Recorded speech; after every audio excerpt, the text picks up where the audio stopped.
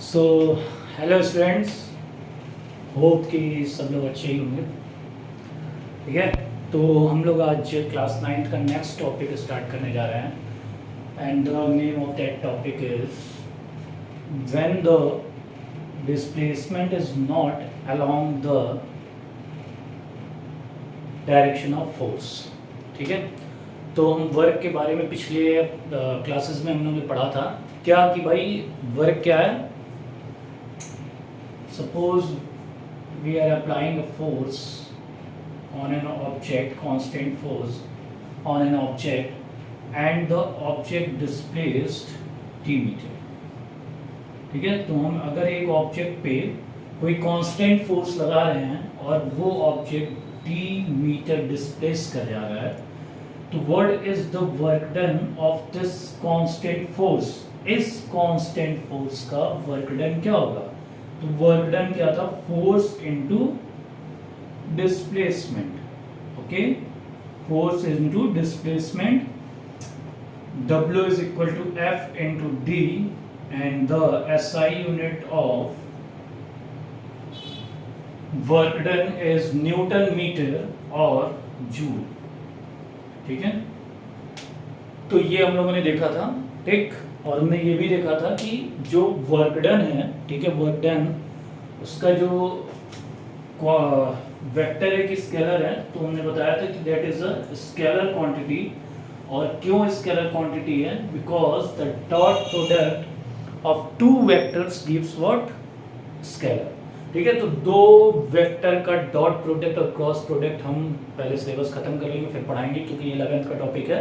लेकिन इंट्रोडक्शन जरूर देंगे कि कैसे डॉट प्रोडक्ट और क्रॉस प्रोडक्ट निकाला जाता है। ठीक है, तो आज देखो भाई, हमने कहा कि भाई हम जो है कोई एक ऑब्जेक्ट है उस पर फोर्स लगा रहे हैं। जैसे मान लेते ये ऑब्जेक्ट है और मैं इस पर फोर्स लगा रहा हूँ। ठीक, तो जिस डायरेक्शन में मैं फोर्स लगा रहा हूँ उसी डायरेक्शन में ये ऑब्जेक्ट मूव कर रहा है। ओके, तो जिस भी डायरेक्शन में मैं फोर्स लगा रहा हूँ ऑब्जेक्ट सेम डायरेक्शन में मूव कर रहा है, यानी कि डिस्प्लेसमेंट जो है वो सेम डायरेक्शन में है। ठीक, अब देखो ये ऑब्जेक्ट है, इसको मैंने यहां से छोड़ दिया। ठीक, तो यहाँ पे फोर्स कौन लगा रहा है? अर्थ। किधर लगा रही है? Towards a centre. और ऑब्जेक्ट किधर जा रहा है? Towards a centre. तो अब क्या ये पॉसिबल है कि हम जिधर फोर्स लगाएं उधर डिस्प्लेसमेंट ना हो? क्या ऐसा हो सकता है? ठीक है, ये एनसीईआरटी में नहीं है, लेकिन इस पे क्वेश्चंस आते हैं, कंपटीशन में भी मिलेंगे। ठीक है, फिलहाल ये एनसीईआरटी में नहीं है, तुम्हारे 9 के एग्जाम में नहीं आने चाहिए। ठीक है, बाकी ये इंपॉर्टेंट टॉपिक है। ठीक, तो मैं वही बताने जा रहा था कि क्या भाई उस डायरेक्शन में डिस्प्लेसमेंट नहीं होगा जिस डायरेक्शन में फोर्स लग रहा है? क्या ऐसा हो सकता है? तो हाँ, ये बिल्कुल हो सकता है। जैसे मान लेते कोई इंक्लाइन प्लेन है। ठीक, अब मैं इस ऑब्जेक्ट को समझने की कोशिश करना, इस ऑब्जेक्ट को मैंने यहाँ से छोड़ा। ठीक, तो ये ऑब्जेक्ट नीचे आया, लेकिन किस डायरेक्शन में फोर्स लगा? ये ऑब्जेक्ट यहाँ है, ये ऑब्जेक्ट ऐसे नीचे की ओर आ रहा है। ठीक है, स्लाइड करते हुए। ठीक है, लेकिन जब ये ऑब्जेक्ट यहाँ था तो इस पे फोर्स नीचे की ओर लग रहा है, यानी कि जिस डायरेक्शन में फोर्स लग रहा है उस डायरेक्शन में डिस्प्लेसमेंट नहीं है। ठीक है, समझ में आ रहा है क्या कह रहे हैं? इससे पहले जब हमने W is equal to F D बताया, जो वर्क डन का फॉर्मूला था, उसमें क्या था कि जिस डायरेक्शन में फोर्स लगा रहे हैं बॉडी उसी डायरेक्शन में मूव कर रही है, लेकिन इस केस में फोर्स इधर लग रहा है और बॉडी इधर मूव कर रही है। तो अब इस कंडीशन में वर्क डन क्या होगा, आज हम ये जानने की कोशिश कर रहे हैं। थोड़ा सा बस क्या कह सकते हैं उसको, टफ कह सकते हैं, या फिर थोड़ा सा टफ। कोई भी चीज़ टफ क्यों है कि हम ना पढ़े हो। ठीक, तो इसमें क्या है, इसमें थोड़ी सी हम ट्रिग्नोमेट्री का यूज़ करेंगे, जिसकी वजह से थोड़ा सा हो सकता है कठिन लगे, लेकिन फिर भी कई बच्चे जानते हैं, जो बच्चे नहीं जानते वो जान लेंगे। ठीक, तो मान लेते हैं एक ऑब्जेक्ट है, ये इंक्लाइन प्लेन है, मैंने यहाँ से इसको ड्रॉप किया और ये ऑब्जेक्ट ऐसे डिस्प्लेस कर दिया d मीटर। ठीक है ना, तो यानी A से B वो गया, तो हमको A से B तक का वर्क डन निकालना है। ठीक, work done bye a constant force, लेकिन फोर्स किधर लगा? इस डायरेक्शन में। मैं नोट्स भेजूंगा, आज ही मैं नोट्स भेजूंगा क्लास 9 का। ठीक है, और जिसको ऐसे चाहिए होगा वो हमको व्हाट्सएप कर देगा। ठीक, तो अगर फोर्स जो है, ठीक है, लगा इस डायरेक्शन में तो डिस्प्लेसमेंट तो इधर जाना चाहिए था। अगर ये इंक्लाइन प्लेन नहीं होता तो ये ऑब्जेक्ट ऐसे नीचे गिर गया होता, लेकिन ये ऑब्जेक्ट ऐसे गया। ठीक, यानी कि जिस डायरेक्शन में फोर्स लगा उस डायरेक्शन में डिस्प्लेसमेंट नहीं हुआ। ठीक है ना। तो एक हम पहले उससे पहले एक चीज बताएंगे, जैसे कि साइन थीटा कॉस थीटा सब होता है। तो कॉस थीटा जो होता है, ठीक है, वो साइन ऑफ थीटा, ठीक है, ये होता है बेस अपॉन हाइपोटेन्यूस।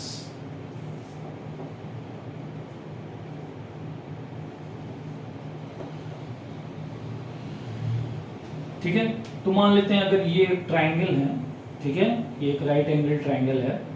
ठीक, तो भाई इसका बेस क्या होगा, इसका बेस होगा ये। ओके, इसका बेस क्या होगा, ये। ओके, तो अगर कोई भी राइट एंगल, जैसे मान लेते हैं राइट एंगल ट्राइंगल है, ठीक है, तो हम यहाँ सेम वही फिगर है, थोड़ा सा अलग तरीके से बताएं। ठीक है, जैसे मान लेते हैं कि ये है 90 डिग्री। ठीक है, तो बेस कौन होगा, बेस ये होगा और हाइपोटेन्यूस ये होगा, परपेंडिकुलर ये होगा। ठीक है ना। तो क्या होता है cos theta base upon hypotenuse. ठीक है, तो हाइपोटेन्यूस मान लेते हैं ये है, और यहाँ क्या हो जाएगा, बेस ये हो जाएगा। ठीक है, हाइपोटेन्यूस क्या हो जाएगा, ये हो जाएगा। ओके, क्लियर है, क्लियर है। ठीक है, तो हाइपोटेन्यूस क्या हो गया, BC। ठीक है, बेस क्या है, AC।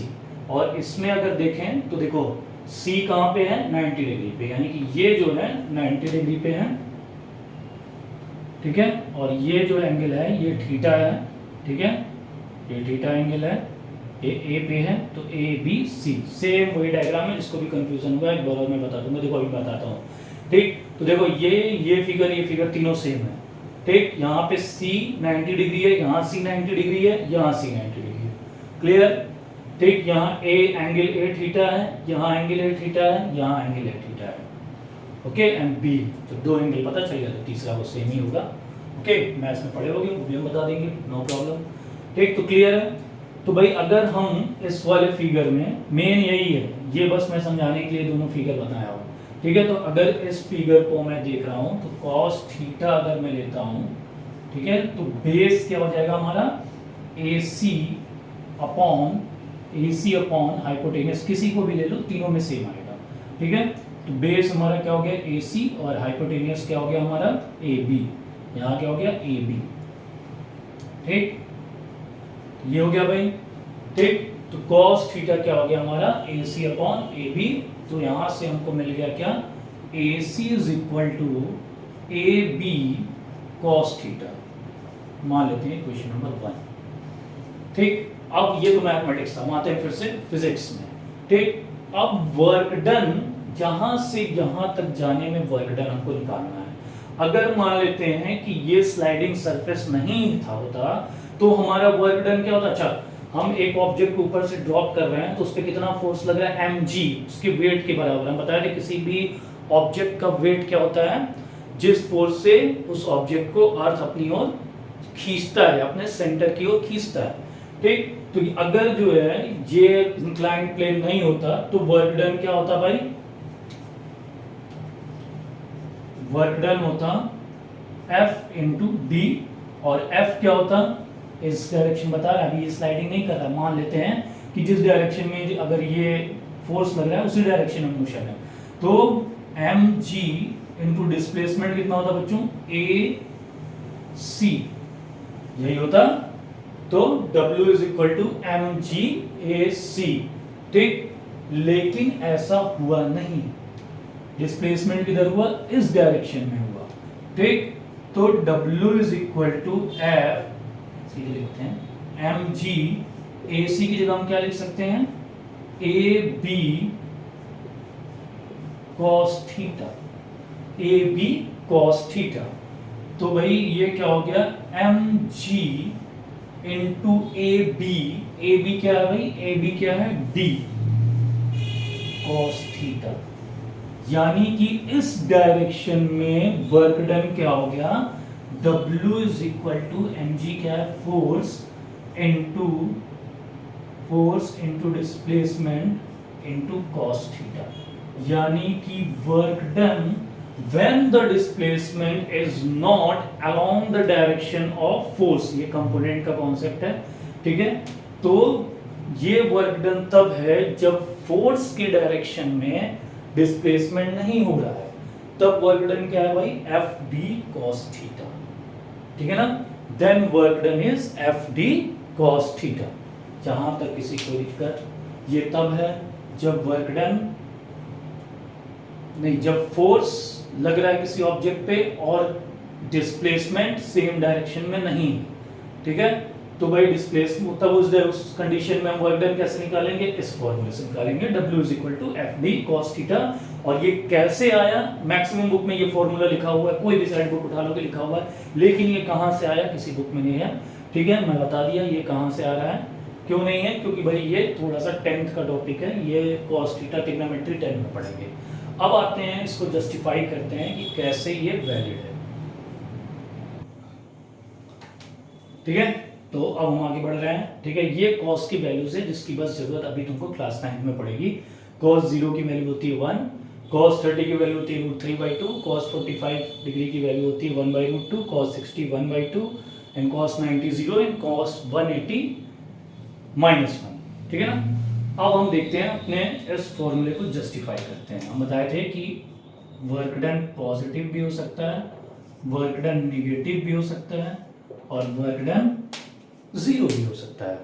अब जैसे भाई सबसे पहले आते हैं 0 कब होता है, ठीक है। अब मान लेते हैं कि कोई ऑब्जेक्ट है, ठीक है, हम उस पर फोर्स लगा रहे हैं, ठीक है ना, उस पर फोर्स लगा रहे हैं, ठीक है, वो डिस्प्लेस ही ना हो, तो डिस्प्लेसमेंट 0, डिस्प्लेसमेंट 0, तो डिस्प्लेसमेंट 0 तो वर्क डन 0, ये कहानी खत्म हो गई, ठीक। ये इसमें कहानी में कोई भी दिक्कत नहीं है, ठीक है, हमेशा 0 हो जाएगा, ठीक है ना। अब मान लेते हैं कि वर्क डन पॉजिटिव कब होगा, जैसे मान लेते हैं ये ऑब्जेक्ट है और इस पे मैंने F फोर्स लगाया और ये ऑब्जेक्ट यहां से यहां तक मूव कर गया, ठीक है, डी डिस्प्लेसमेंट। अब देखो जो, अच्छा ये जो एंगल है, ये एंगल थीटा क्या है, थीटा एंगल क्या है, the angle between force and displacement, ठीक है। फोर्स और डिस्प्लेसमेंट का एंगल है, याद करो जब यहां पे हमने एक फिगर बनाया था, ठीक है, तो ये फोर्स इधर लगा था, डिस्प्लेसमेंट इधर था और ये उसका एंगल था, तो यही वो एंगल है, angle between force and displacement, okay. तो भाई ये बताओ, फोर्स इधर लग रहा है, डिस्प्लेसमेंट भी इधर है, ठीक, यानी कि ये मान लेते हैं फोर्स है और डिस्प्लेसमेंट भी इधर है, तो अगर फोर्स के डायरेक्शन में डिस्प्लेसमेंट है, it's mean the angle between force and displacement is 0, theta is equal to 0 degree. और यहां पे अगर हम वैल्यू रखेंगे W is equal to F D, ठीक है, कॉस 0 डिग्री, ठीक है, तो भाई यहाँ पे वर्क डन क्या हो जाएगा, F इंटू डी, कॉस 0 की वैल्यू 1 होती है, यही हम बताए थे फॉर्मूला, सबसे पहला फॉर्मूला, ठीक है। तो अब इसको थोड़ा और अच्छे से समझते हैं, ठीक है। जैसे कि मान लो कल मैं बाहुबली देख रहा था, ठीक है, तो वहां क्या था कि भाई देखे थे बल्लाल देव सांड से लड़ रहा है, ठीक, तो मान लेते हैं ये जो है सांड है और ये बल्लाल देव है, ये इस पे फोर्स लगा रहा है, ऐसे करके ऐसे फोर्स लगा रहा है, तो बल्लाल देव क्या किया, सांड को ऐसे ढकेल रहा है, तो जब बल्लाल देव सांड को ढकेल रहा है, ठीक है, ढकेल रहा है, ठीक है, तो सांड भी इसी डायरेक्शन में डिस्प्लेस हो रहा है जिस डायरेक्शन में फोर्स लगा रहा है, तो एंगल क्या है भाई दोनों के बीच का 0, तो वर्क डन क्या हो गया, पॉजिटिव हो गया, वर्क डन पॉजिटिव, यहां वर्क डन क्या हो गया, पॉजिटिव, ठीक, साथ में हम पॉजिटिव नेगेटिव बता रहे हैं, ठीक, तो वर्क डन पॉजिटिव है। अब मान लेते हैं बल्लाल देव जो है उल्टा हो गया, यहां से बल्लाल देव इधर था, ठीक है, सांड इधर था, ठीक है, समझ गए ना, मतलब बल्लाल देव जिस डायरेक्शन में फोर्स लगा रहा है उसी डायरेक्शन में मोशन हो रहा है, तो भाई क्या हो गया, वर्क डन पॉजिटिव। अब क्या है, मान लेते हैं कि बल्लाल देव इधर है, ठीक है, और सांड इधर है, ठीक, ये इस पे फोर्स लगा रहा है, ठीक है, फोर्स लगा रहा है, ठीक, लेकिन डिस्प्लेसमेंट पीछे की हो रहा है। यानी कि जिधर ये समान फोर्स लगा रहा है उधर डिस्प्लेसमेंट हो रहा है। यानी बल्लाल देव फोर्स इधर लगाया लेकिन डिस्प्लेसमेंट बल्लाल देव गया किधर, पीछे। तो the angle between force and displacement is 180 degree. ठीक है, तो W is equal to F D cos 180 degree, और cos 180 डिग्री की वैल्यू -1 होती है। यानी कि उस कंडीशन में work done by the Ballal Dev is negative and in this condition work done by Ballal Dev is positive. तो समझ में आ गया कब पॉजिटिव होगा। अच्छा, फोर्स लगा रहा है बल्लाल देव, साढ़ भी फोर्स लगा रहा है, दोनों मूव नहीं किए, तो वर्क डन इज 0, डिस्प्लेसमेंट हुआ ही नहीं किसी का। ठीक है, तो वर्क डन क्या हो गया भाई, 0। अब cos 90 वाला कॉन्सेप्ट भी बताएंगे कि कैसे वो 0 होता है। अभी फिलहाल यही। ठीक है, अब हम आगे ये समझने की कोशिश करेंगे नेक्स्ट लेक्चर में कि वर्क डन मतलब सेम, जैसे कुली सर पे सामान लेके चल रहा है, तो भाई वर्क डन बाय दैट कुली। ठीक है, तो वर्क डन कैसे हो जाएगा भाई, वो फोर्स ऊपर की ओर लगा रहा है, ठीक है, और लेके ऐसे चल रहा है। यानी कि फोर्स वो ऊपर की ओर लगा रहा है और चल इस डायरेक्शन में रहा है। Okay, so the direction, the angle between force and displacement is 90 degree, और cos 90 की वैल्यू होती है 0, तो वर्क डन 0 हो गया बाय कूली। ठीक है, कूली आपका सामान लेके जा रहा है लेकिन उसका वर्क डन 0 हो गया साइंस के लैंग्वेज में। यानी कि कूली से जब सामान ढवा रहे हैं तो हम कह रहे हैं भाई तुमने तो कुछ किया ही नहीं, योर वर्क डन इज 0। ठीक है, हम लोग पैसा देंगे, ऐसा मत करना, पैसा दे देना। ओके, तो साइंस के लैंग्वेज में work done is 0, but in common language कि उसने कुछ काम किया तभी तो पैसा लिया। ठीक, तो समझ गए। तो कौन सा फोर्स के रेफरेंस में पूछा जा रहा है वर्क डन, ये बहुत इंपॉर्टेंट है। ओके, तो हम आगे वाली क्लास में यही एग्जांपल्स ऑफ, ठीक है, वर्क डन हम लोग देखेंगे। बाकी किसी को भी कोई डाउट होगा तो बता देना, बाकी जिसको नोट्स चाहिए होगा मुझे बता देना, मैं नोट्स प्रोवाइड कर दूंगा। Okay class, thank you.